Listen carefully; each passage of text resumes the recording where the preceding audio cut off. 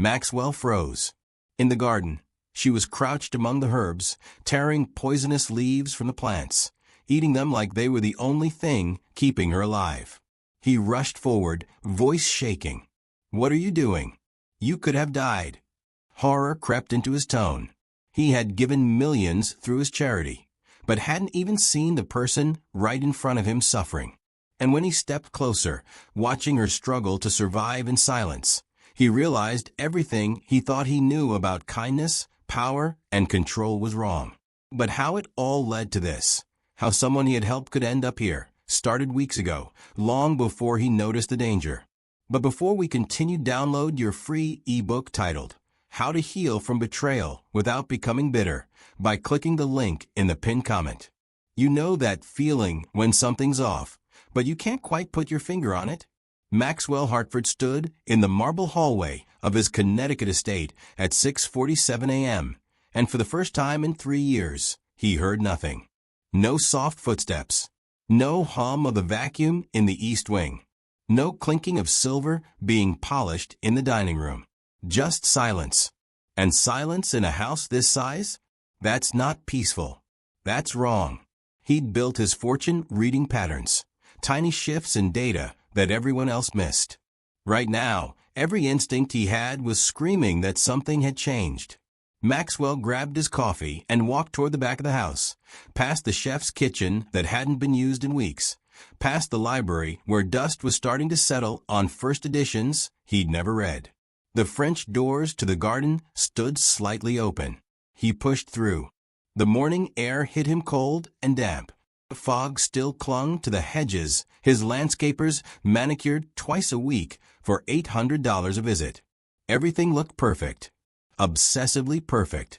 The kind of perfect that costs money most people will never see. But then he saw her. At first, his brain couldn't process it. Couldn't make sense of what his eyes were showing him. Nia, his housekeeper for the past 18 months, was on her knees in the herb garden. Not weeding. Not planting. Eating.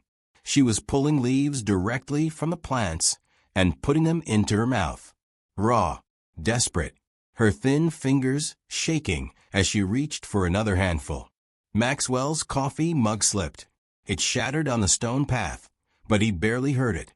This was Nia, the woman who showed up every single morning at 6:15 without fail, who folded his shirts with hospital corners, who never asked for anything, never complained, and worked harder than anyone he'd ever employed.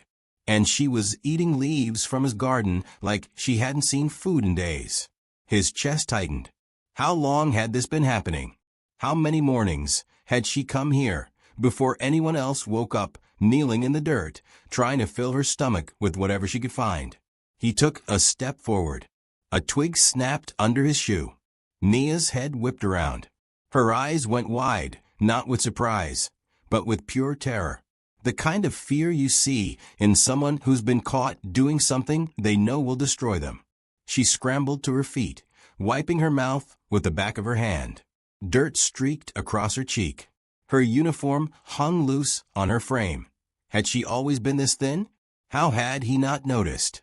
"Mr. Hartford, her voice cracked. She looked down, unable to meet his eyes. I'm sorry. I'll get back to work." But she swayed, just slightly, enough that Maxwell saw it. "Nia, wait. Please." She held up one hand, still not looking at him. "Please, sir, I need this job. I'll work faster. I'll stay later. Just, please don't." She took a step toward the house. That's when Maxwell saw what she'd been eating.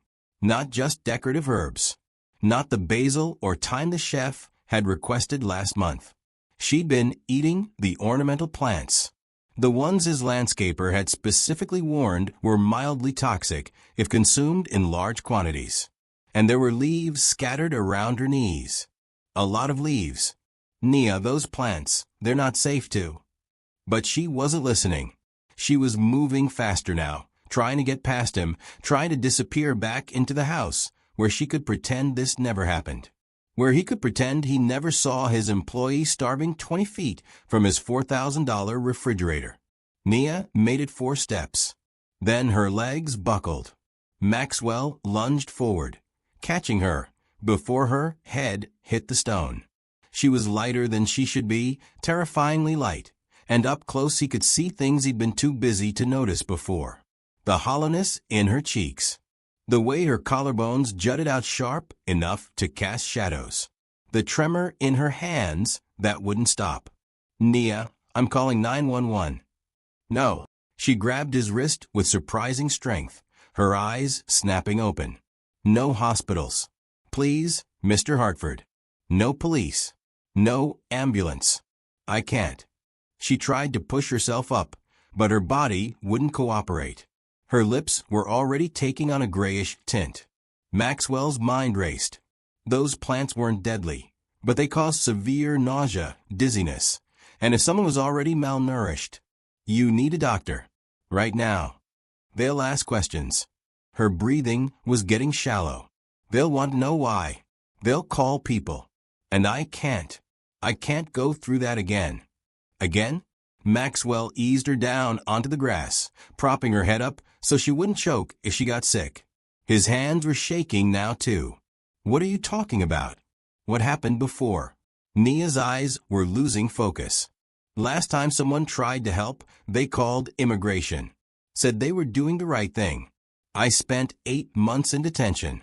Lost everything. My daughter, she... Her voice broke completely. A tear slid down her temple. "Please don't call anyone. I don't want trouble again. I just need to work. That's all I've ever needed. Just to work and send money home, and..." She stopped talking. Her eyes rolled back slightly. "Nia? Nia." Maxwell's heart was hammering against his ribs. Every second he waited was a second she got worse. But if he called 911, if authorities showed up, if this turned into an investigation, she'd said detention, 8 months, immigration, and suddenly Maxwell understood why she'd never asked for time off, why she never had visitors, why she'd been eating poisonous plants rather than asking the billionaire she worked for if she could have some actual food. Because asking meant being seen. Being seen meant questions. And questions meant losing everything all over again. Her hand was still gripping his wrist, weaker now, her fingers cold against his skin. "Please," she whispered, barely audible. "Don't make me disappear again." Then her hand went limp. Maxwell stared down at this woman he'd passed in the hallway 1,000 times without really seeing. This person he'd paid every 2 weeks and never once asked if she was okay, if she had enough, if she needed anything. He'd built an empire on seeing patterns, on catching the details everyone else missed. But he'd missed this. He'd missed her starving in his own house. And now she was unconscious in his arms, poisoned by desperation, begging him not to save her life because the last time someone tried to help, it destroyed her. What kind of trouble leaves someone so terrified of rescue that they'd rather die than ask for it? Maxwell's driver's license said he was a genius. Forbes said he was brilliant. But sitting there in his garden with an unconscious woman in his arms, he felt like the biggest fool who ever lived. Because this wasn't about hunger. Not really. He looked at the scattered leaves again, oleander, foxglove, lily of the valley. His landscaper had planted them specifically because they were beautiful and deer wouldn't touch them. Toxic enough to make animals sick. Toxic enough to make a desperate human even sicker. Nia knew. She had to have known. She'd worked in this house long enough to hear the warnings, to see the little signs the gardening crew left near the beds. So why would someone eat poison unless the alternative was worse? Unless staying invisible was more important than staying alive? Maxwell's hand moved to his phone, then stopped. Her words echoed in his head. "I don't want trouble again." What had they done to her? What had someone who tried to help put her through that Maid detention for 8 months seem like the consequence of kindness?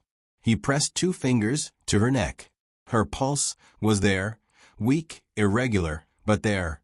Her breathing had gone shallow, her skin clammy and cold despite the morning humidity. He couldn't wait anymore. Maxwell scooped her up and carried her toward the house, moving fast. His personal physician, Dr. Reeves, lived 12 minutes away and made house calls for the right price. No hospitals.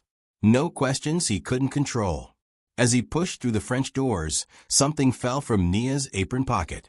A small notebook, worn at the edges. It landed open on the floor. Maxwell paused, looking down. The pages were filled with numbers, dates, amounts, all in her careful handwriting. Sent home, $340. Rent late. Mama's medicine, $89. Still owe $600. Skip breakfast. Skip lunch. Dinner, crackers from pantry, will replace. Day 4 dizzy. Day 7, everything hurts. Day 11 garden. She'd been documenting her own starvation, keeping track like it was just another task on her list. And the last entry from yesterday. Mr. Hartford asked if I was feeling okay. I said yes. Can't lose this job. Can't disappear again. Maxwell's throat closed up. He'd actually asked her if she was okay, and she'd looked him straight in the eye and lied because telling the truth meant risking everything. This wasn't poverty. This was something colder. This was humiliation, so deep she'd rather poison herself than admit she needed help from the people who'd already stripped her of her dignity. How many days had she worked in his house, scrubbing his floors, washing his sheets, organizing his life, while slowly dying from the inside out? And how many people had walked past her and noticed nothing? If you'd never stand by while someone suffers in silence, hit subscribe. Only the cruel scroll passed. 3 weeks earlier. The dining room had been full that night. Maxwell's business partners, their spouses, Elena playing the perfect hostess in her $3,000 dress. Nia had been serving dessert, some elaborate thing the chef had spent hours on, moving quietly between chairs like she always did. Invisible until someone needed something. Then Elena's voice cut through the conversation. Wait. Stop everything. The room went silent. 12 sets of eyes turned toward Maxwell's wife as she stood, her face tight with that particular expression she got when someone had crossed a line. Count the silverware, Elena said, looking directly at Nia. Count it now. Nia froze, dessert tray still in her hands. Ma'am. The Tiffany silver. My grandmother's set. We're missing a spoon. Elena's voice was ice. And you're the only staff member who's been in this room today. Maxwell had been halfway through a conversation about quarterly projections. He blinked, trying to catch up. Elena, I'm sure it's just. It's not misplaced, Maxwell. It's gone. And theft is theft, no matter how long someone's worked here. Nia's hands started shaking. The dessert plates rattled on the tray. Mrs. Hartford, I would never. I haven't taken anything. I swear. Then you won't mind if we check. Elena snapped her fingers at the other staff member hovering near the kitchen door. Marcus, search your things. All of them. Now. Ma'am, please, Nia's voice cracked. I've never stolen anything in my life. You can check my room, but I promise you won't find. We'll see about that. Maxwell watched it happen like a spectator at his own life. Watched Marcus disappear upstairs. Watched his dinner guests exchange uncomfortable glances and suddenly find their phones very interesting. Watched Nia stand there, still holding that stupid dessert tray, tears building in her eyes that she refused to let fall. Elena didn't sit back down.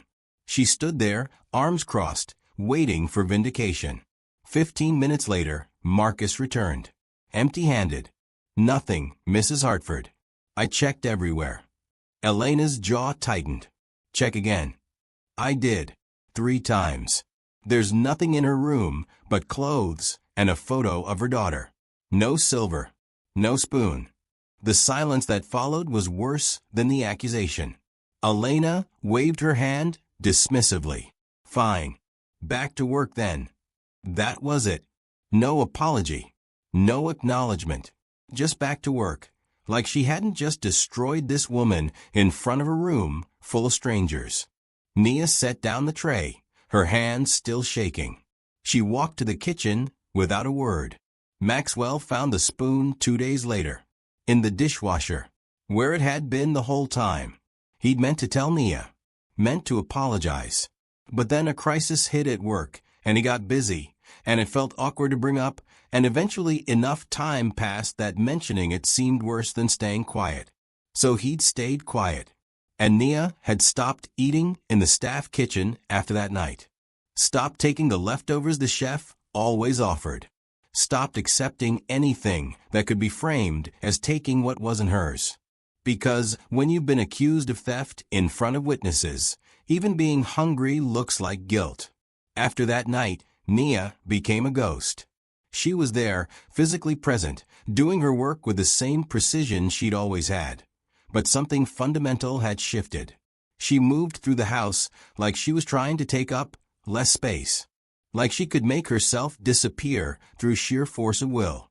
She stopped humming while she cleaned. Maxwell hadn't even realized she used to hum until the silence registered weeks later. She stopped making eye contact. If someone walked into a room she was working in, she'd immediately find a reason to leave. Finish up quickly. Get out of sight. The other staff noticed. Of course they did. Marcus mentioned it once to Maxwell in passing. Nia's been kind of off lately. You think she's okay? Maxwell had shrugged. Probably just tired. Maybe cut her hours if she needs a break. But she didn't want her hours cut. She picked up extra shifts. Came in earlier. Stayed later. Like she was trying to prove something. Or maybe like she was trying to earn back a dignity that had been stolen from her. Elena certainly noticed. She started watching Nia with this scrutinizing gaze, like she was waiting to catch her in some mistake that would justify the accusation retroactively. She's too quiet, Elena said one morning over breakfast. It's unsettling. Makes me wonder what she's hiding. Maxwell had looked up from his tablet. Maybe she's quiet because you accused her of being a thief in front of a dozen people. If she was innocent, she'd have moved past it by now. Elena took a sip of her coffee.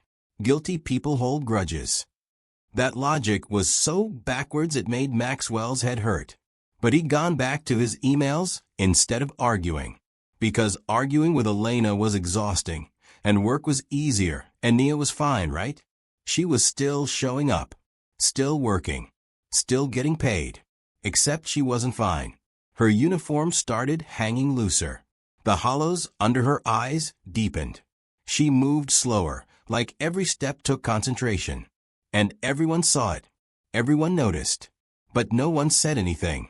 Because saying something meant acknowledging what was happening. Meant admitting they'd all stood by and watched someone fade.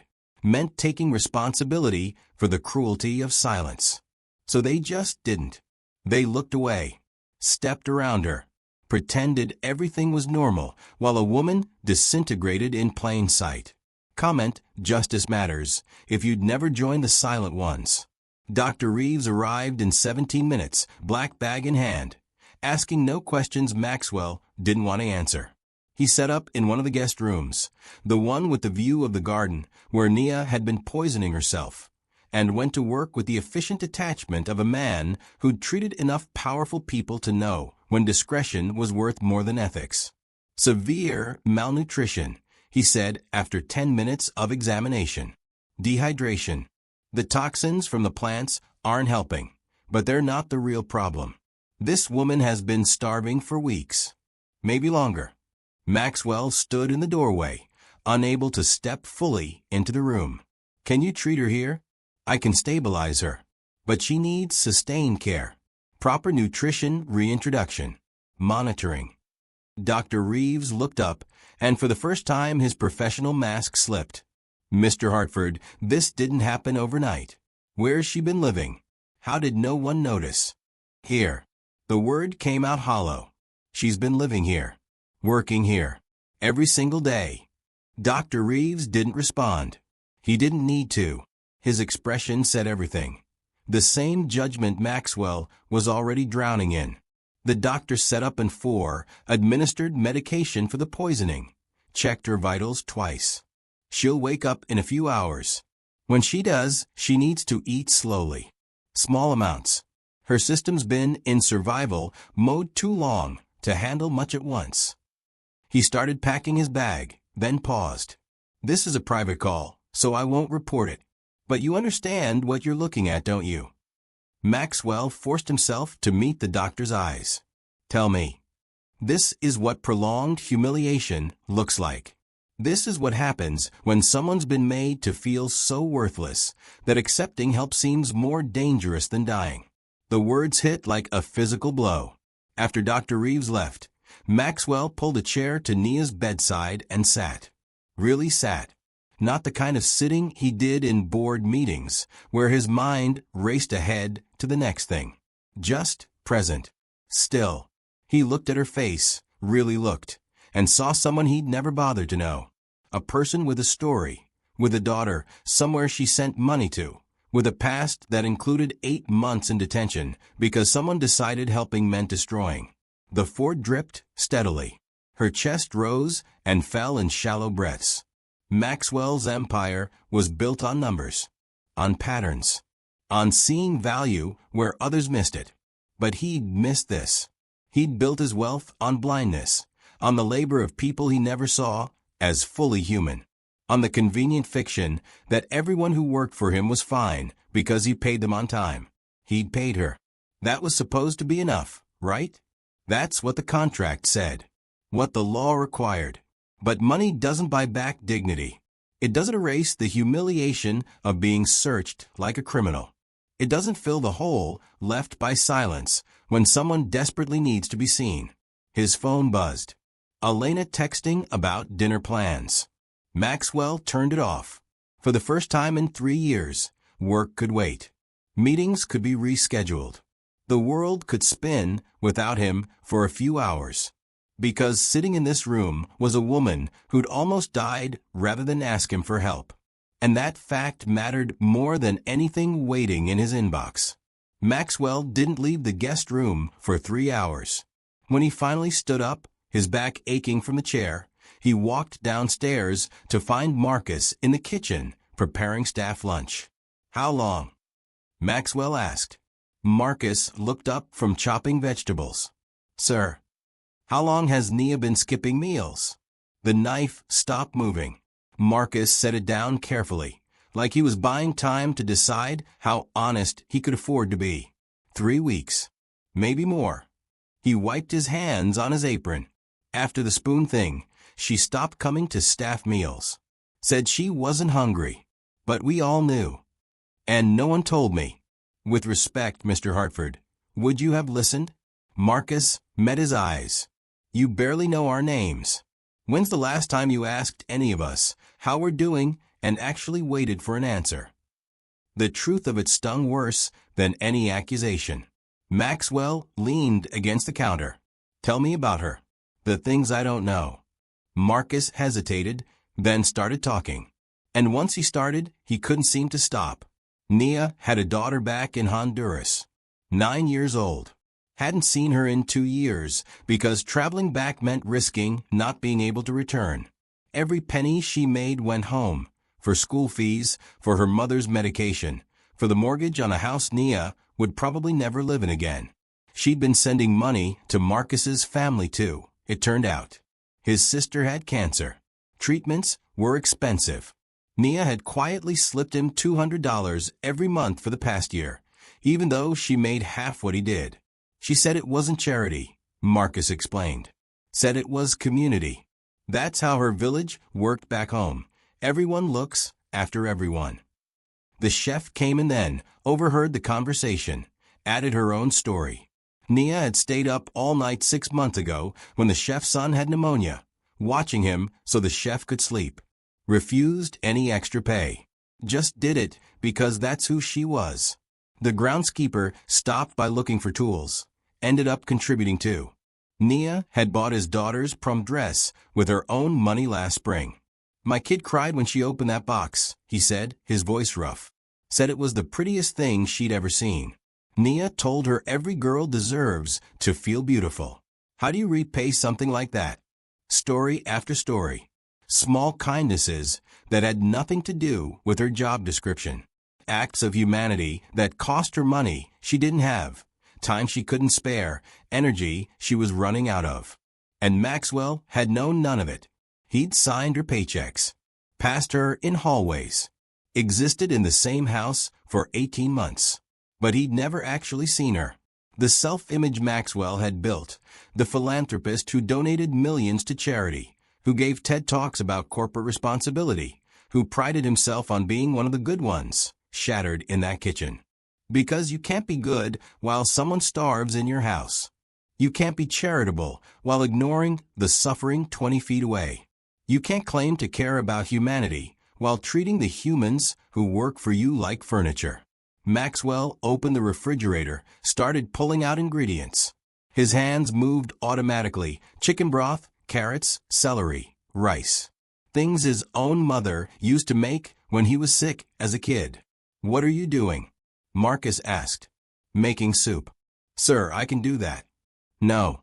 Maxwell found a pot, filled it with water. "I need to do this." It was symbolic, and he knew it. Pathetic even. One pot of soup didn't undo weeks of neglect, didn't erase the humiliation, didn't give back what had been taken. But it was something. A start. A reversal of the order that had put him in a position where he could ignore someone suffering because they were paid to be invisible. He chopped vegetables badly, too thick, uneven, but he kept going. Marcus didn't interfere, just watched this billionaire fumble through something that should have been basic human decency from the beginning. When the soup was simmering, Maxwell sat at the kitchen table, the staff table, where he'd never sat before, and put his head in his hands. "She almost died," he said quietly, "right outside my window. And I had no idea." Marcus didn't offer comfort, didn't say it wasn't his fault, because they both knew it was. Nia woke up at 4:47 p.m., her eyes opening slowly, like she was surprised to find herself still alive. Maxwell was there. He'd brought the soup up an hour earlier, kept it warm on a hot plate the doctor had left behind. "Mr. Hartford?" Her voice came out scratchy, confused. She tried to sit up, and he could see panic starting to build. "I'm sorry, I should be working, I didn't mean to." "Stop." He held up a hand, gentle but firm. "You're not working today. Or tomorrow. You're recovering. But the house will survive." He pulled the chair closer to her bed. "Nia, I need you to listen to me. What happened wasn't your fault. None of it." She looked away, toward the window where afternoon light painted the walls gold. "You found my notebook." "I did." "Then, you know I've been taking food. Small things. Crackers.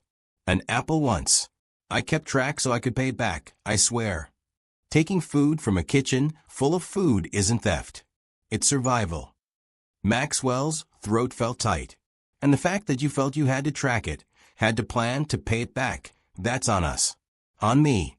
On Elena. On everyone who made you feel like you didn't deserve to eat in your own workplace." A tear slid down Nia's cheek. She didn't wipe it away. The spoon turned up. Maxwell continued. "It was in the dishwasher the whole time. Elena was wrong. And I'm sorry I didn't tell you sooner. I'm sorry I let her do that to you. I'm sorry I didn't see what was happening." Nia's hands twisted in the blanket. "I thought if I just worked harder, proved I was trustworthy, she'd forget. That everyone would forget. You shouldn't have had to prove anything. You were already trustworthy. You've always been trustworthy." He reached for the soup, poured some into a bowl. "Dr. Reeves said you need to eat slowly. Small amounts. This is just broth and vegetables. Nothing heavy." She stared at the bowl like it might bite her. "I can't pay you back for the doctor visit. I don't want you to pay me back. Mr. Hartford." "Maxwell. Just call me Maxwell." He set the bowl on the bedside table, within her reach. "And this isn't charity. It's decency. It's what should have been happening all along." Nia picked up the spoon with shaking hands, took a small sip. Her eyes closed as the warm broth hit her system, and for a second she looked like she might cry again. "It's good," she whispered. "It's basic. but it's yours. Maxwell stood to leave, to give her space. There's more downstairs when you're ready. And Nia, you're not going back to work until you're actually well. I mean it. She looked up at him, then really looked at him, and something in her expression changed. Not trust, that would take time, but maybe the beginning of it. A crack in the wall she'd built to survive. Why are you being kind to me now? Maxwell paused at the door. The honest answer was complicated. The simple answer was worse. Because I should have been kind to you from the beginning. He met her eyes. And I'm sorry it took you almost dying for me to remember how to be human.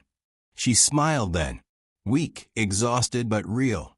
And Maxwell felt something he hadn't experienced in years. Humility. The kind that comes from realizing you're not the hero of every story. That sometimes you're the villain who has to choose whether to stay one. 5 days later, Nia was strong enough to walk. Dr. Reeves had been coming daily, monitoring her recovery, adjusting her diet plan. Maxwell had moved her to a bigger guest room, the one with the sitting area and the view of both gardens, and made it clear she wasn't a patient, she was a guest. Elena hadn't visited once, hadn't asked about her, had barely acknowledged the situation existed. That should have been Maxwell's first warning. On the 6th morning, Maxwell found Nia in the garden. Not the herb garden where he'd found her eating poison, the flower garden on the east side, where roses climbed white trellises and morning glories twisted around fence posts. She was watering plants, carefully, methodically, giving life instead of consuming death. You should be resting, Maxwell said, walking over. Nia glanced back, and he was relieved to see color in her cheeks again. I've been resting for almost a week. I need to move. Need to feel useful. You are useful. Your worth isn't measured in how much you work. She smiled at that, but it was sad around the edges. Easy to say when you're the boss. Harder when you're trying not to get deported. Fair point. They worked in silence for a while, Maxwell helping without being asked. It felt strange, being out here doing manual labor, dirt under his fingernails, sweat on his neck. Strange but good. Grounding. Can I ask you something? Nia said eventually. Anything. Why did you marry her? Maxwell's hands stilled on the watering can. He didn't need to ask who she meant. She wasn't always like this. Or maybe she was and I didn't notice. I'm starting to think I don't notice a lot of things until they're catastrophic. Nia bent to deadhead a wilting rose. She's been watching me. From the balcony. Every morning since I got better. Maxwell looked up. The master bedroom balcony overlooked this exact garden. Sure enough, he could see movement behind the glass. A shadow pulling back, like someone had been caught. Elena, what do you think she's thinking? Nia asked quietly. Maxwell didn't answer, because the truth was unsettling. He knew his wife well enough to recognize that particular brand of silence. It wasn't acceptance. It wasn't guilt. It was calculation. Elena was a strategist. Always had been. When she was silent, it meant she was planning. And when she planned, someone usually ended up hurt. Maybe she's just processing, Maxwell offered. But even he didn't believe it. Nia stood up, brushing dirt from her hands. Or maybe she's waiting for you to stop paying attention so she can finish what she started. The words hung in the air between them, uncomfortable and true. Because Maxwell had gotten distracted before, had let things slide, had assumed everything was fine until it catastrophically wasn't. And Elena had noticed. She always noticed when his attention drifted from her, when something or someone else captured his focus. She didn't like competition, even when the competition was just basic human decency. Up on the balcony, the shadow moved again. And this time, Maxwell saw it clearly. Elena was smiling. Not a happy smile. Not a relieved smile. The kind of smile that appears right before the knife comes out. Elena Hartford had built her reputation on two things: impeccable taste and ruthless efficiency. She'd cultivated both since childhood. The daughter of old money, who'd learned early that kindness was a luxury and power was the only currency that mattered. And right now, watching her husband play gardener with the help, she felt her power slipping. It started small. Little comments dropped like seeds in conversations with the other staff. "I'm worried about Maxwell," she told Marcus over breakfast prep. "He's become so obsessed with Nia's situation. It's affecting his judgment. Yesterday, he missed a board meeting. Can you believe that? A board meeting." Marcus kept his eyes on the eggs he was scrambling. "Maybe he feels guilty, ma'am." "Guilty." Elena laughed, bright and sharp. "For what? Paying her salary on time? Providing her housing? She's lucky to work here. Most people in her position would kill for this opportunity." The poison was subtle. Always was with Elena. She cornered the housekeeping supervisor next. "I need you to document everything. Every minute Nia isn't working. Every task that's incomplete. Every corner cut. We need a record." "Ma'am, she's been recovering from." "From what?" "Being dramatic." Elena's smile didn't reach her eyes. "Look, between us, I think she orchestrated this whole thing. The fainting. The tears. All of it. She saw an opportunity to manipulate Maxwell's guilt, and she took it. She's smarter than she looks." Lie after lie, wrapped in concern, delivered with a kind of sincerity that made people question their own judgment. By day 3 of her campaign, half the staff was looking at Nia differently, wondering if maybe Mrs. Hartford had a point, if maybe the sick woman they'd felt sorry for was actually playing them all. Elena saved her masterpiece for the chef. "I found this in Maxwell's study," she said, holding up a piece of paper. "It's a check, made out to Nia, for $50,000. The chef's eyes went wide. That's very generous. Or it's hush money." Elena folded the paper carefully. "Think about it. Woman claims she was mistreated. Suddenly she's living in the guest wing, being hand-fed soup by a billionaire. And now there's a massive payout coming? That's not kindness. That's a settlement to avoid a lawsuit. You think she threatened him? I think she's been planning this from day one. The humble act. The hard worker routine. All of it designed to get close enough to strike." Elena leaned in, conspiratorial. "I've seen it before. These people, they come here with nothing, and they'll do anything, lie, manipulate, seduce, to get a piece of what we have." The chef shifted uncomfortably. "Mrs. Hartford, I'm not sure. Just keep your eyes open. That's all I ask. Watch her. Watch them together. And when you see what I see, you'll understand why she needs to go before this gets worse." There was no check. Elena had made the whole thing up. But the seed was planted, and seeds in fertile ground grow fast. By the end of the week, Elena had her firing documentation ready. A list of complaints, real and invented. Witness statements from staff who'd heard concerning things. A narrative that painted Nia as a con artist and Maxwell as her victim. She just needed one more piece, Maxwell out of town. "Darling," she said over dinner that night, her voice honey sweet. "That investor meeting in Boston, you should go in person. Show them you're still focused on business despite this distraction." Maxwell looked up from his untouched plate. "I can't leave right now." "Why?" "Because of her." Elena's smile tightened. "Maxwell, she's fine. She's recovered. The doctor signed off on her health 2 days ago. You're not her guardian. You're her employer. Start acting like it." "After what happened?" "What happened was an unfortunate incident that's been resolved. You've been more than generous. But you're letting guilt cloud your judgment, and it's affecting everything. Your work. Your reputation. Us." She reached across the table, touched his hand. "One night in Boston. That's all. Come back tomorrow. I'll handle things here." That's what Maxwell should have heard. "I'll handle things." The words Elena always used right before someone got hurt. But he was tired, stretched thin. And maybe she was right. Maybe he was letting this consume him in ways that weren't healthy. "Okay," he said finally. "One night."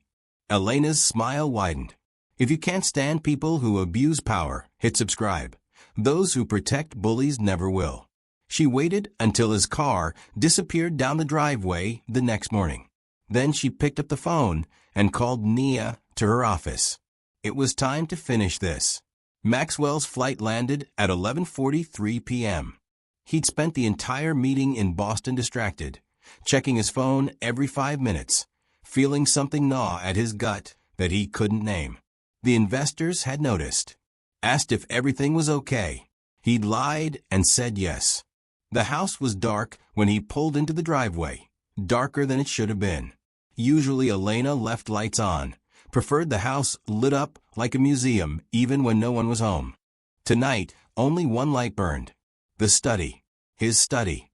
Maxwell found Elena sitting at his desk, a piece of paper in her hands. She looked up when he entered, and her expression was unreadable. Not angry. Not satisfied. Something worse. Amused. "You're back early," she said. Couldn't focus. "What are you doing in here?" Elena held up the paper. "Reading a letter. From your little project." Maxwell's blood went cold. "Where's Nia?" "Gone. I fired her this morning. Gave her 2 hours to pack and leave the property." Elena's voice was casual, like she'd just described ordering groceries. "She left this on the kitchen counter. I thought you'd want to see it." Maxwell crossed the room in 3 strides, grabbed the letter from Elena's hands.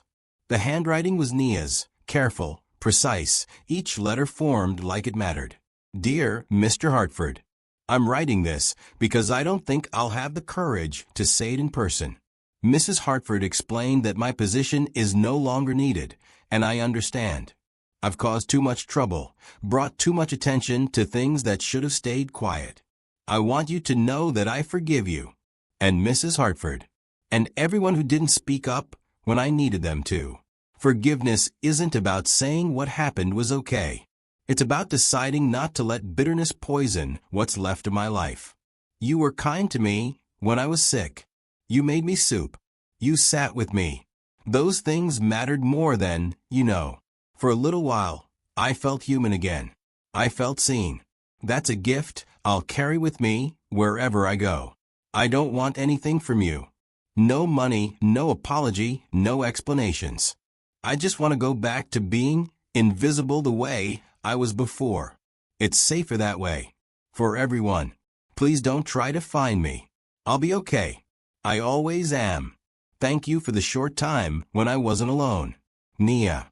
Maxwell read it twice, 3 times. Each word cutting deeper than any accusation could have. She forgave them. After everything, the humiliation, the starvation, the near-death experience, the firing, she forgave them. And that forgiveness felt like the cruelest indictment of all. "Beautiful, isn't it?" Elena said, leaning back in the chair. In a pathetic sort of way. She actually believes she's being noble, martyring herself so we can all feel better about our choices. Maxwell's hands were shaking. "You fired her. I eliminated a problem. She was disrupting the household, making everyone uncomfortable, and frankly, she'd outlived her usefulness. This dramatic victim routine was getting old. She almost died. She was being manipulative, and you fell for it completely." Elena stood, straightened her blouse. "But it's done now. She's gone. Life goes back to normal. You're welcome." Maxwell looked at his wife, really looked, and saw a stranger. Had she always been this cruel? Or had he just been too busy to notice until the cruelty had a name and a face attached to it? Where did she go? How should I know? Bus station, probably. Shelter. Wherever people like her end up when they run out of options. People like her. Like Nia wasn't a person. Like suffering had a class system, and some people's pain simply mattered less. Maxwell folded the letter carefully, put it in his pocket. "I need to find her. Don't be ridiculous. It's midnight. She could be anywhere by now. And even if you found her, what are you going to do? Beg her to come back? Throw more money at the situation? She doesn't want your help. She said so herself. That was the trap, wasn't it? Nia had absolved them of responsibility, had given them permission to move on with clear consciences. But Maxwell's conscience wasn't clear, and her forgiveness didn't erase what they'd done. It just made it harder to live with. Maxwell didn't sleep that night. At 3 a.m., he went to Nia's room, the small staff quarters on the third floor that he'd never actually visited in the 18 months she'd worked there. The door was unlocked. The room was empty. But not quite. Elena's 2-hour deadline hadn't given Nia time to take everything. Small things remained, forgotten or abandoned in the rush to leave. A hairbrush on the dresser, a phone charger, a photograph tucked into the mirror frame. Nia with a little girl, both of them laughing, ocean waves behind them. Happier times, before detention, before desperation. Maxwell sat on the edge of the bare mattress and looked around. The room was tiny, maybe 10 by 12 feet. One window overlooking the back alley where the trash bins lived. No bathroom. She'd had to share one with the other staff down the hall. This was where she'd lived, where she'd counted her money, documented her starvation, written letters home to a daughter she hadn't seen in 2 years. And he'd never once thought to ask if it was okay, if she had what she needed, if she was comfortable. Under the bed, he found a suitcase. Old, worn at the corners, held together with zip ties where the latches had broken. He pulled it out, opened it. Clothes neatly folded. A rosary. A small stuffed bear with one eye missing. And, at the bottom, a jewelry box. Maxwell opened it. Inside was a single bracelet. Child-sized, made of colored beads. The letters spelling out a name. Lila. Her daughter's name. Lila. Beneath the bracelet were papers. Medical documents. Bills from Hospital de Especialidades in Tegucigalpa. Treatment records for acute lymphoblastic leukemia. Diagnosis date: 3 years ago. Maxwell's hands went numb. The paperwork showed a progression: diagnosis, treatment plan, surgery, ongoing medication. The costs were astronomical, thousands upon thousands in a country where the average person made a few $100s a month. But stamped across several of the bills was a notation, covered by charitable foundation grant. And below that in smaller print, the Hartford Global Health Initiative. Maxwell stopped breathing. His foundation, the charity he'd started 5 years ago, the one that funded medical care for children in developing countries, the one he donated to annually and then promptly forgot about while his team handled the actual work. His foundation had saved Nia's daughter's life. 3 years ago, when Lila got sick, Nia must have applied for aid, must have filled out forms, submitted medical records, begged for help from strangers. And the Hartford Global Health Initiative, Maxwell's own charity, had approved her request, had paid for surgery, for chemotherapy, for the medications that kept a 9-year-old girl alive. Nia had been working in his house for 18 months. She'd passed his foundation's logo in the hallway every single day, the logo on the wall of photos from charity events, the plaque Elena insisted on displaying. And she'd never said a word, never asked for special treatment, never mentioned the connection, never used it to her advantage. She just worked, cleaned his house, sent her money home, and suffered in silence when his wife accused her of theft. All while the man whose charity had saved her daughter's life walked past her without seeing her. Maxwell's vision blurred. He pressed his palms to his eyes, trying to process the magnitude of what he was holding. This woman, the woman his wife had just fired, the woman who'd been eating poisonous plants to avoid asking for help, had been working to keep sending money home so her daughter could stay alive. The same daughter Maxwell's foundation had saved. The same daughter Nia hadn't seen in 2 years because traveling meant risking everything. And they'd starved her. They'd humiliated her. They'd made her feel so worthless that dying seemed easier than asking for food. The woman who owed her daughter's life to his generosity, destroyed by his negligence. The irony was suffocating. Maxwell's knees hit the floor without him deciding to kneel. The medical documents scattered around him, A paper trail of proof that connected dots he'd never thought to look for. His foundation's logo on page after page. Approval stamps. Payment records. A thank you letter from Nia dated 2.5 years ago. Dear Hartford Foundation, I cannot express my gratitude for saving my daughter's life. You gave hope to a mother who had none. I will spend the rest of my life trying to be worthy of this gift. She'd written that. To him. To his charity. And he'd probably never seen it. Some assistant had filed it away in a folder of testimonials they used for annual reports and fundraising campaigns. Nia's gratitude. Her daughter's survival. Filed away like data. Maxwell couldn't breathe. The air in the tiny room felt too thick, too heavy. His chest was caving in on itself, crushing his lungs, his heart, everything that made him think he was a decent person. Because decent people don't starve the mother of a child they saved. Decent people don't ignore suffering happening in their own house while patting themselves on the back for helping strangers thousands of miles away. Decent people don't let their wives destroy someone who's already been broken. The guilt wasn't new. He'd been carrying it since finding Nia in the garden. But this was different. This was geological. This was the kind of weight that doesn't just press down, it pulls you under, buries you alive. She'd been trying to be worthy. That's what she wrote. Worthy of the gift of her daughter's life. And they treated her like she was disposable. Maxwell's hands were shaking, so hard he could barely hold the papers. His throat closed up, making breathing feel like drowning. He'd had panic attacks before, back in his 20s, when the pressure of building his company had nearly broken him. But this was worse. This wasn't fear of failure. This was the crushing realization that success meant nothing if it cost him his humanity. He'd built an empire, earned billions, started a foundation that saved lives, got praised in magazines, invited to speak at conferences, treated like someone who mattered. But he'd failed at the most basic level of human decency, seeing the person right in front of him. Nia had been there, every day, cleaning his house, organizing his life, making his existence more comfortable.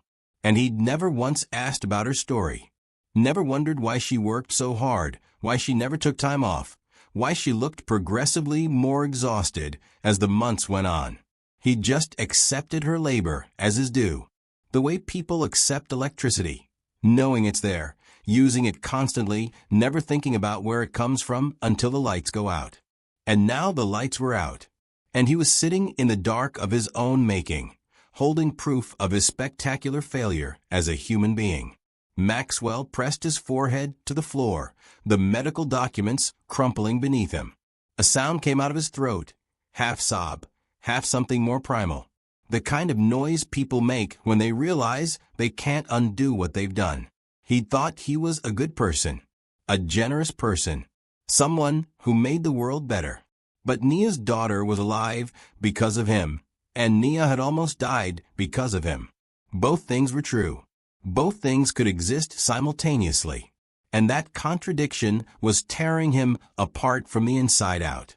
Maxwell walked downstairs at 4:17 a.m. Elena was still awake, sitting in the living room with a glass of wine, scrolling through her phone like it was just another Tuesday. She looked up when he entered, and her expression shifted, just slightly, when she saw his face. "You look terrible," she said. Maxwell stood in the doorway, the medical documents in his hand. He didn't sit, didn't move closer, just stood there, feeling the weight of what he was about to do settle into his bones. "Where did she go?" His voice came out flat. "Empty. I already told you I don't know. And I don't care. Can we please move on from this? My foundation saved her daughter's life 3 years ago." Elena's finger paused mid-scroll. "What?" Maxwell held up the papers. Nia's daughter had leukemia. She applied for help. The Hartford Global Health Initiative paid for her treatment. Surgery, chemo, everything. Her daughter is alive because of money I donated. Elena set down her phone. So, Maxwell's voice cracked. So we've been starving the mother of a child we saved. You accused her of theft, humiliated her, fired her, and she never once mentioned the connection, never asked for special treatment, never used it as leverage. That's not my problem. It's everyone's problem, Elena. It's a moral catastrophe. Elena stood, brushing off her dress. You're being dramatic. She got medical care. She got a job. She got paid. The system worked exactly as intended. Her choices, after that, aren't my responsibility. Her choices? Maxwell's laugh was bitter. She didn't choose to be accused of theft. She didn't choose to be so terrified of asking for help that she ate poisonous plants. She didn't choose any of this. We did this to her. No. You're doing this to yourself. Elena crossed her arms. You've created this entire narrative where we're villains, and she's some kind of saint. But the reality is simpler. She was an employee who became a liability. I removed the liability. That's not cruelty. That's management. Maxwell stared at his wife and felt something fundamental shift, like a gear clicking into place after years of grinding wrong. You stole her dignity, he said quietly. And I let you. Oh, please. I let you humiliate her in front of guests. I let you search her belongings like she was a criminal. I let you make her feel so worthless that starving seemed better than asking for help. His voice was getting stronger now, clearer.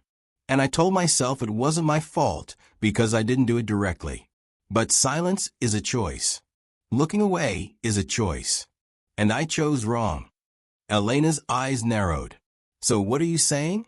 You're going to what? Divorce me? Throw away 15 years of marriage? Destroy everything we've built together because of some maid who's probably already moved on with her life. Her name is Nia. I don't care what her name is. Elena's control finally cracked, her voice rising. You'd throw away your marriage for her? Really? That's what this is about. No. Maxwell set the medical documents on the coffee table between them. I'm throwing away cruelty. I'm throwing away the version of myself that could live in a house with someone suffering and not notice because noticing was inconvenient. You're being ridiculous. I'm being honest. For the first time in years, I'm being honest. He met Elena's eyes. You asked if I'd throw away our marriage for a maid. But what kind of marriage is this, Elena? What are we really? Because from where I'm standing, we're two people who got very good at pretending that wealth makes us better than everyone else. That our comfort matters more than other people's survival. Elena's face flushed red. Get out. This is my house. Then I'll leave. I'll call my lawyer in the morning. You can keep your guilt and your moral awakening and your precious victim story. I'm done. She grabbed her phone, her wine glass, and walked toward the stairs. Maxwell watched her go and felt nothing. No panic, no regret, no desperate urge to call her back and smooth things over. Just the quiet certainty that some things, once broken, aren't worth fixing. Maxwell left the house at 4:52 a.m., still wearing yesterday's clothes, the medical documents folded in his jacket pocket. He didn't have a plan, didn't know where to start looking. Just knew he couldn't sit in that mansion one more second pretending everything was fine. The sky opened up 10 minutes into his drive, one of those violent summer storms that comes out of nowhere and turns highways into rivers. Rain hammered the windshield so hard the wipers couldn't keep up. Most people would have pulled over, waited it out. Maxwell drove faster. He tried the bus station first.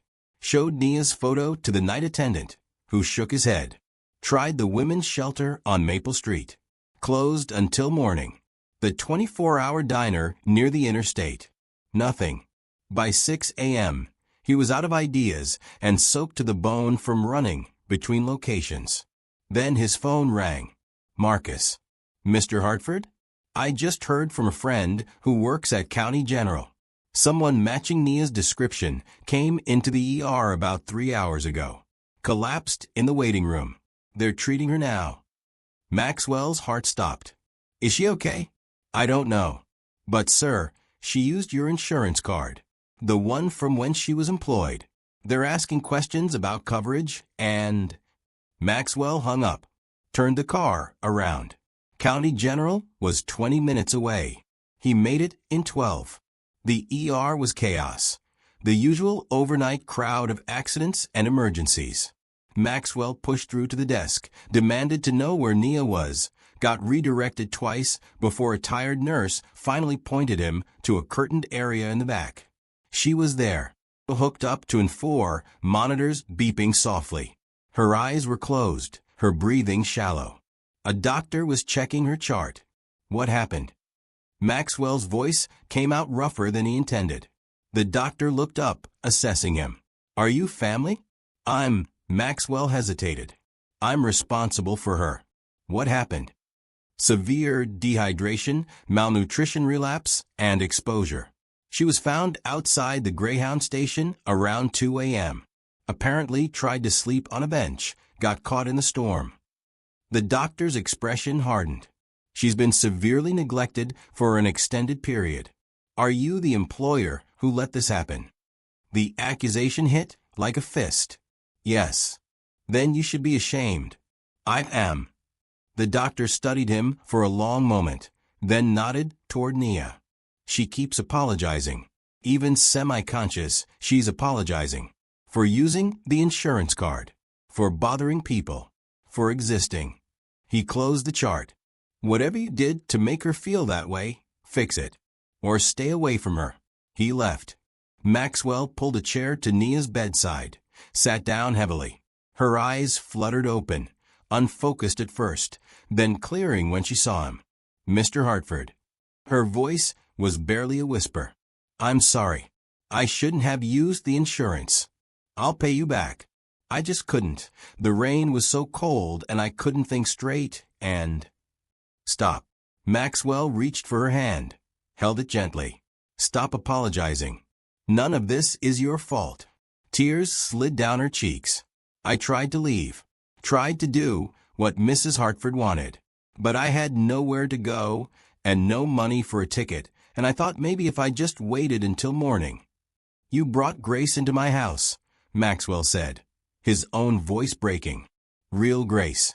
The kind that forgives when it shouldn't, that gives when it has nothing, that keeps showing up even when the world is cruel. And I was too blind to see it, too wrapped up in my own importance to notice I was living next to someone extraordinary. Nia shook her head weakly. I'm not extraordinary. I'm just trying to survive. That's what makes it extraordinary. He squeezed her hand. And I'm going to fix this. I'm going to fix everything I broke. I promise you that. She closed her eyes again, exhausted. You don't have to. I know I don't have to. I want to. Because you were right. Someone helped you once, and it changed your daughter's life. Now it's my turn to do the same. And this time, I'm not going to look away. 3 days later, Maxwell called everyone to the Grand Hall. All the staff, housekeepers, groundskeepers, chef, drivers, Marcus, everyone who kept the estate running. People who'd worked there for years and had never been in this room except to clean it. They filed in hesitantly, exchanging worried glances. Worried they were being fired. Worried about what came next. Maxwell stood at the front, no podium, no notes. Just him and the weight of what needed to be said. Thank you for coming. I'm going to keep this brief because I know you all have work to do. But first, I need to say something that's long overdue. He took a breath. I've been a terrible employer. Not because I didn't pay you, I did. Not because I didn't provide benefits, I did. But because I treated you like you were invisible. Like you only mattered when I needed something. And that's not acceptable. Uncomfortable silence. People weren't used to bosses admitting fault. Most of you know what happened with Nia.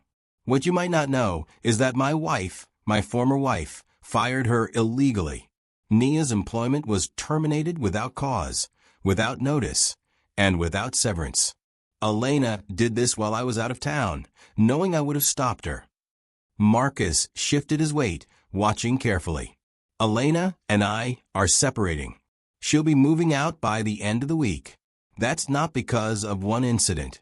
It's because of a fundamental difference in how we see people. She sees hierarchy. I'm trying to learn to see humans. Maxwell pulled out a folder, opened it. Effective immediately, everyone's salary is being increased by 30%. Full health coverage for you and your families. 4 weeks paid vacation. And a new policy. Anyone who witnesses or experiences mistreatment of any kind can report it directly to me, anonymously if preferred, with full protection from retaliation. Stunned faces. Someone in the back started to clap, then stopped, unsure if it was appropriate. But the biggest change is this: Nia, when she's recovered, will be joining my foundation as Director of Operations. She'll be overseeing all our charitable work, making sure we're not just writing checks to feel good about ourselves, but actually helping people in ways that matter. Maxwell looked around the room, met as many eyes as he could. I built my wealth on the work of people I never bothered to know. That changes today. Not because I want credit for being decent. I don't deserve credit for basic humanity. But because silence and looking away got us here. And I'm done being silent. He folded the paper, tucked it away. If anyone has concerns, questions, or just wants to tell me I should have done this years ago, my door is open. Literally. I'm removing the lock from my office. Come find me. Talk to me. Make me see what I'm missing. Marcus raised his hand. What about Nia? Is she going to be okay? She will be. She's in the hospital recovering. I'm covering all her medical expenses. And when she's ready, I'm helping her bring her daughter here. Lila deserves to see her mother. And Nia deserves to stop choosing between survival and dignity. The room was quiet for a long moment. Then the chef spoke up. Mr. Hartford, thank you for seeing us. Finally. It wasn't forgiveness. It wasn't absolution. But it was a start. Like this video if you'd stand with courage over comfort. Cowards never will. 2 weeks later, the paperwork was done. The Lila Grace Fund, named after the 9-year-old girl who'd survived cancer while her mother survived cruelty, launched with an initial endowment of $5 million. Maxwell sat in his office with Nia, who was finally strong enough to be out of the hospital, reviewing the mission statement they'd written together. To provide emergency financial assistance, legal protection, and dignified support to workers who face exploitation, abuse, or humiliation in their workplace. Nia read aloud. You really think people will use it? I think people are suffering in silence everywhere. In houses like this one. In offices. In factories. Everywhere power imbalances exist. Maxwell leaned back. And if we can help even a fraction of them, it's worth it. The fund was simple in concept. Any worker, documented or not, employed or fired, desperate or just scared, could apply for help. No judgment. No invasive questions. Just support from people who understood what it meant to be powerless. Legal fees for wrongful termination. Medical care for those whose employers didn't provide it. Temporary housing for people who lost jobs and homes simultaneously. Education funds for workers' children. Therapy for those traumatized by workplace abuse. Everything Nia had needed and been too afraid to ask for.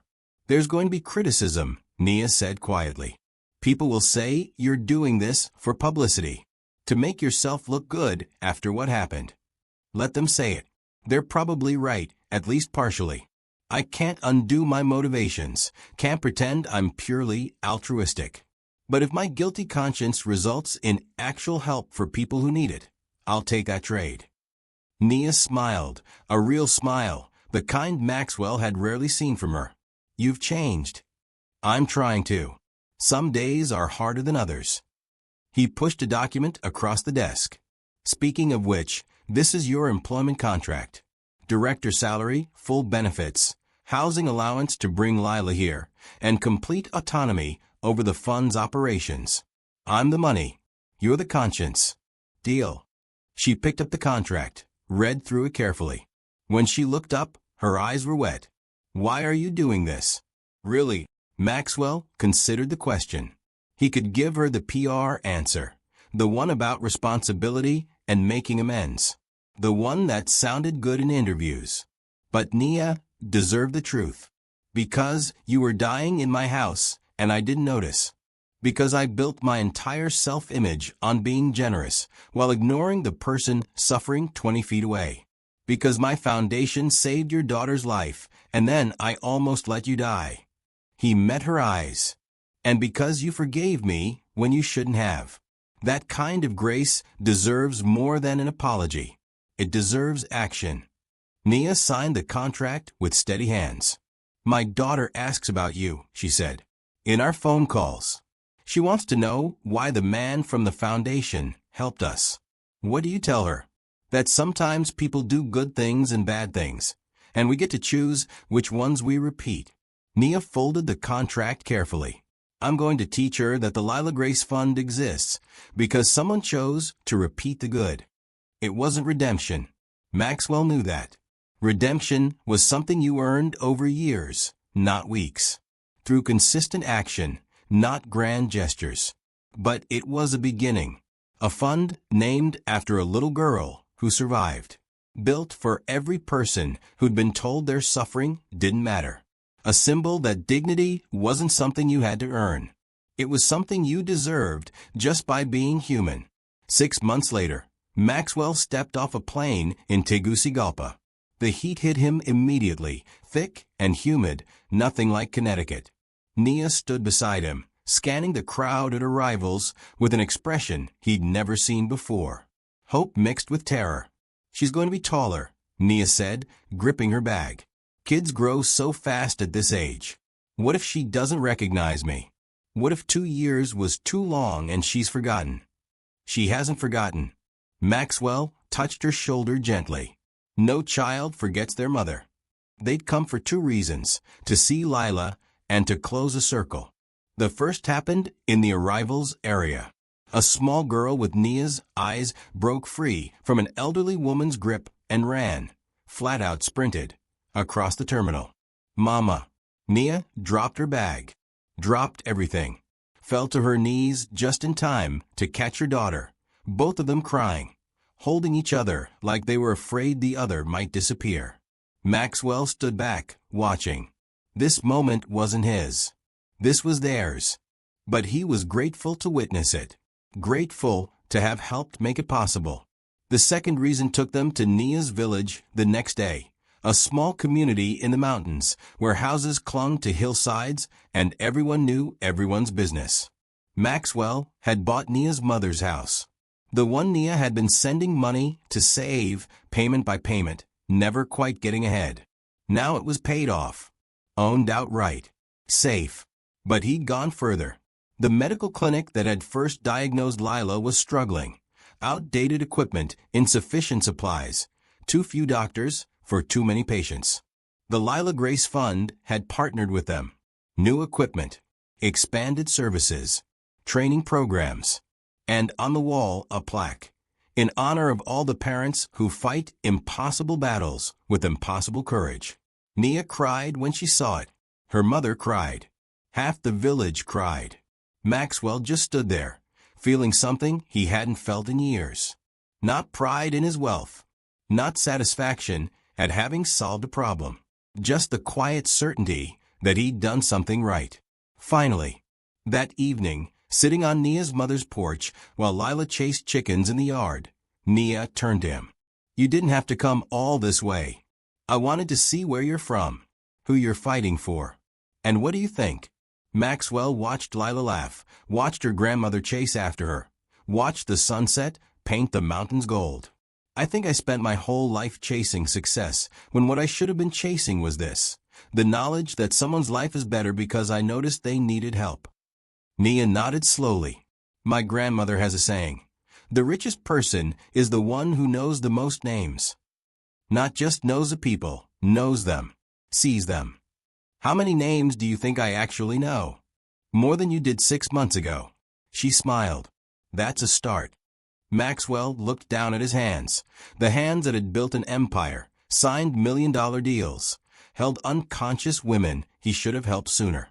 For once, he was proud of them, not for what they'd earned, but for what they'd done.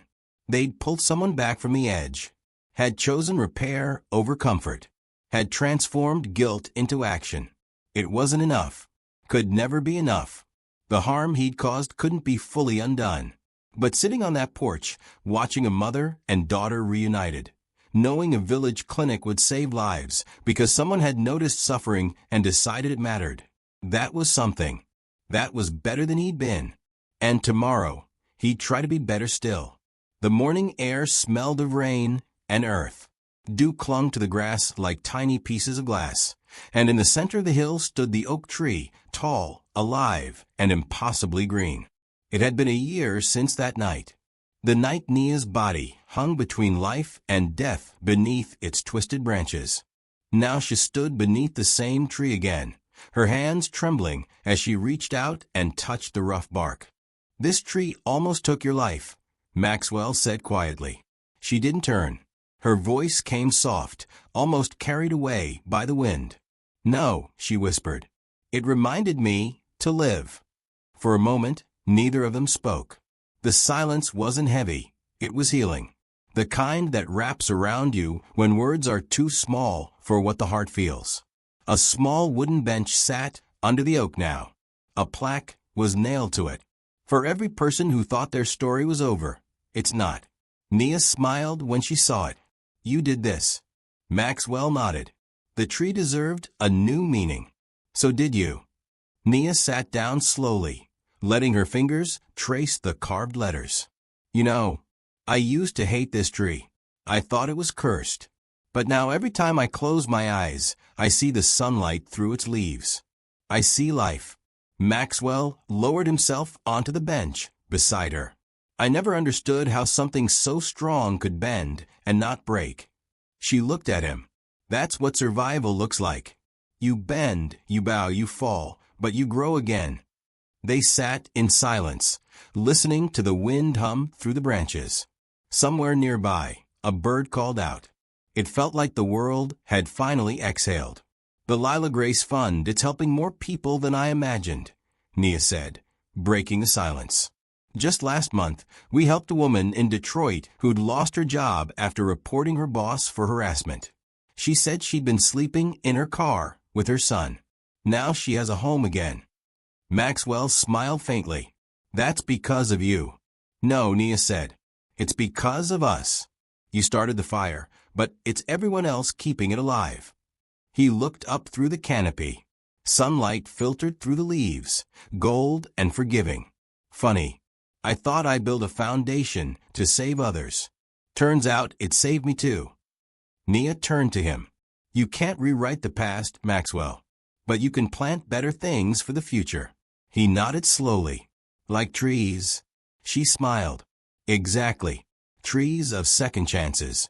For a while, they just sat there, a man and a woman who had both been broken and remade by grace. The kind of grace that doesn't erase what happened, but transforms it. As the breeze rustled the branches above, Nia reached into her bag and pulled out a small glass jar. Inside it were acorns, 10 of them. "What's that?" Maxwell asked. "Seeds," she said, "from this tree.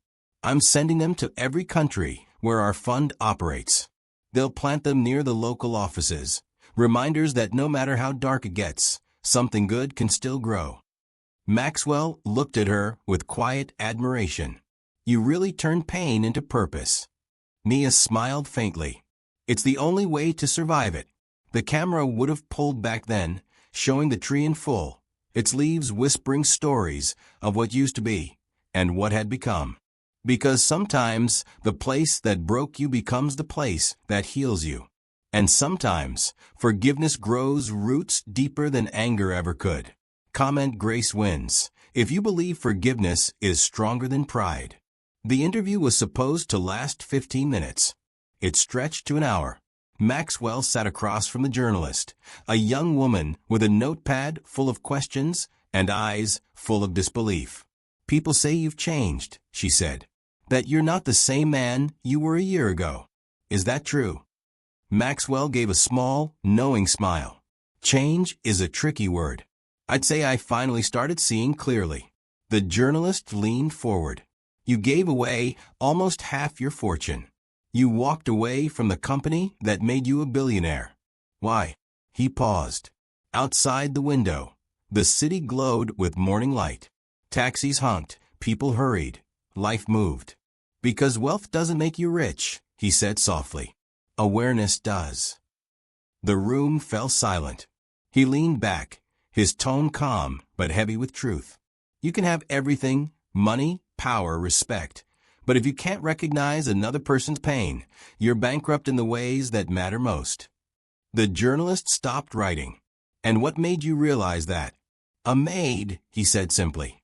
A woman who worked in my house. I thought I was helping her. I thought I was a good man. But I wasn't seeing her at all. Not until it was almost too late. Her pen hesitated. And what happened? Maxwell looked out the window again, as if replaying the memory. She forgave me. She shouldn't have. But she did. And that kind of forgiveness, it's not weakness. It's power. It's the kind of power money can't buy. The journalist looked moved. Do you still keep in touch? He smiled faintly. She runs the Lila Grace Fund now. Every time I think I've done something meaningful, she does something better. She taught me that true leadership isn't control, it's trust. He glanced down at his hands. You know, I used to measure success by how many people work for me. Now I measure it by how many people can live without fear because of what we've built. The journalist closed her notepad. What would you say to men like you? The ones who think power gives them permission. Maxwell met her eyes. His voice didn't rise, but the weight of his words filled the room. I'd say this. Never look down on those who serve you. They might be angels in disguise. For a moment, even the cameras seemed to stop humming. The interview ended, but the message didn't. It spread. Across headlines. Across timelines. Across hearts. That night, Maxwell sat alone in his study, surrounded not by gold or art, but by letters. Piles of them. From people he'd never met. A teacher who'd received help after being harassed by her principal. A janitor whose daughter could finally go to college. A nurse who'd found the courage to report abuse and found support waiting. Each letter began the same way. I thought nobody saw me. Maxwell read them all, one by one, sometimes with a smile, sometimes through tears. And every time he reached the end of a letter, he'd whisper the same quiet promise. I see you. Outside his window, the night was calm. The same stars that had once watched him make selfish choices now shone on a man who was finally learning what it meant to be human. He didn't call it redemption. That word still felt too clean, too easy. He called it repair, slow, steady, and honest. In another part of the world, under a wide Honduran sky, Nia and Lila sat beneath the oak tree. Lila was older now, her laughter brighter. Nia looked up at the branches and whispered a prayer of gratitude, not for survival, but for sight. Because sometimes life doesn't give you second chances. It gives you a mirror, and what you choose to see, that's where the miracle begins. As the story of Maxwell and Nia traveled far beyond their worlds, one truth remained. Kindness doesn't erase the past, but it can rewrite the ending. Hit subscribe if you stand for kindness. Only the arrogant will look away. Lastly, download your free ebook titled, How to Heal from Betrayal Without Becoming Bitter, by clicking the link in the pinned comment.